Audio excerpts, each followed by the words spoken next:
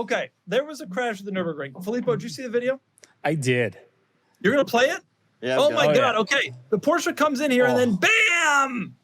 Gets Show it whacked again. by this M2. Yeah.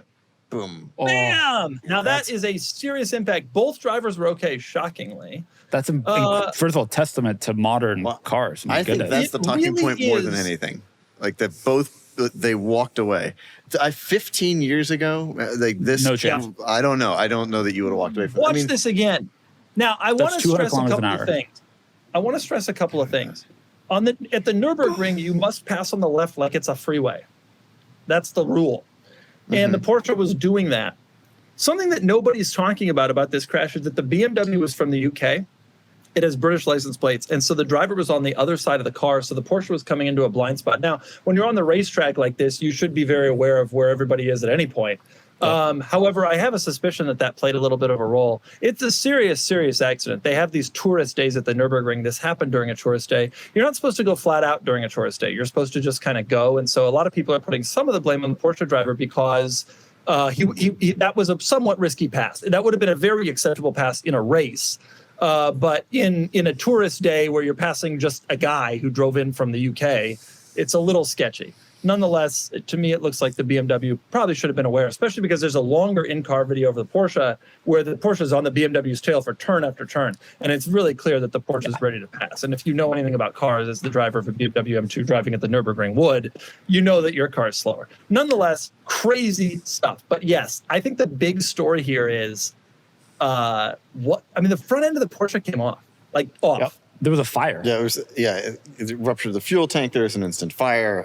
It was in the air like this. Like it was traveling, on a plane 180 degrees like you normally would to the ground. And then it was 90 degrees to the ground. And so that's wild. That's some wild stuff.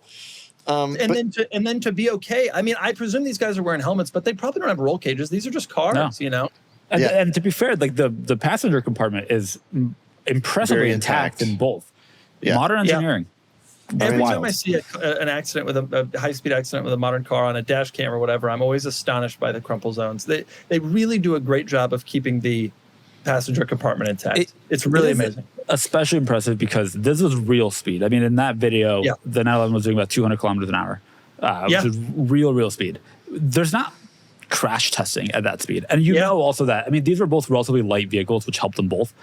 The amount of just energy in that crash is crazy. Insane. You're right that there's not crash testing at that speed. And frankly, the automakers are not really incentivized to create a safe car at that speed. A safe car in theory is safe in all, but the automakers don't. If someone's going 130 miles an hour and they die in the car, the automaker's like, well, but here we go. So, Kenan, let me ask you this. Does this make you scared to drive the Nürburgring and or want a GT3 RS? Well, GT3 RS is a wonderful car. I don't know what I would use one for. It's a little bit too extreme for me. I do want to go to the Nürburgring and drive around it. I'm just genuinely still terrified to do so, even as a tourist. For not just for reasons like this, but I just don't want to be in other people's way, which I inevitably will be. I would do the ring taxi thing is still what I think I would do, and have a professional scare me in an M5. I think that would be great. You would be in people's way, but if you watch those ring videos, sometimes I get into people are in people's way. There's people who drive, Volkswagen Polos and just kind of do it, and nobody's timing on a tourist day. No, I think everybody has to do it, and then you earn the right to have the sticker on something I would never put on the car, of course. But I think it would be. It would be fun, and I'll do it at some stage. Have you done it, Doug? You've done it, haven't you? Have you driven the Nürburgring? No, I'm not a big track driving motorsports guy. I would love to do it. It's also not tremendously convenient to the places that I like to vacation in Europe. And when I travel, I usually don't make cars like a component of my vacation. My last vehicle when I was in Europe that I rented was a Mercedes V220D, which I crashed. And so probably not a great start for you then if crashing happened off the track to begin with. Right. If you're a fan of cool cars, IMSA racing, and this podcast, you've got to check out what's happening at Road America on Sunday, August 3rd. We are hosting the first Cars and Bids Trackside Cars and Coffee event during the IMSA Sports Car Weekend at Road America.